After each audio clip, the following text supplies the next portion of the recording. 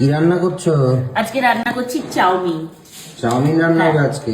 Chowmein রান্না হবে, মাকে ছুটি দিয়ে দিয়েছি। এই যে তোমরা বলো আমি নাকি বসে খাই, শাশুড়ি মা আমাকে অসুস্থ অবস্থায় রান্না করে খাওয়াচ্ছে, আমি নাকি শাশুড়ি মাকে দিয়ে খাটাচ্ছি, তাই মাকে আজকে রেস্ট দিয়ে দিয়েছি।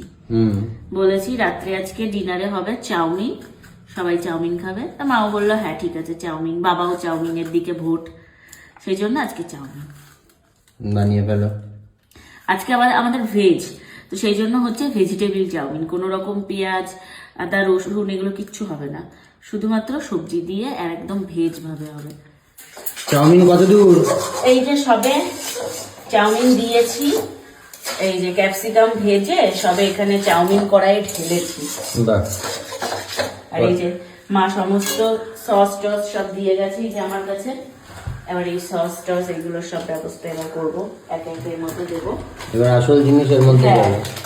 আসল জিনিসের মধ্যে যাবে। খেতে বসে পড়েছো? খেতে বসে পড়েছি, ঘড়িতে এখন বাজে রাত 9টা। আর আজকে ডিনারে আছে হচ্ছে এই যে চাউমিন রেডি হয়ে গেছে। চাউমিনটা আজকে আমি একটু কিছু মনে হয় গন্ডগোল পাকিয়েছি, আমি গন্ডগোল পাকিয়েছি না চাউমিন গন্ডগোল পাকিয়েছি আমি বুঝতে পারছি না, তবে মা বলছে খেতে ভালো হয়েছে। না সত্যি ভালো হয়েছে আজকে, বলছে অন্য দিনের তুলনায় আজকেরটা ভালো হয়েছে। চাউমিনটা ভেঙে গেল কেন আমি বুঝতে পারলাম না।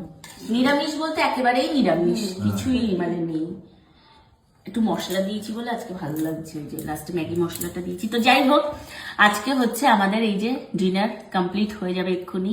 শ্বশুরমশাই শাশুড়ি মা বলে দিয়েছে ভালো হয়েছে, আর তোমাদেরকে দেখিয়েও দিলাম যে আমি পায়ের উপর পা তুলে শ্বশুর বাড়িতে এসে খাচ্ছি না, আমিও রান্না করে খাওয়াচ্ছি।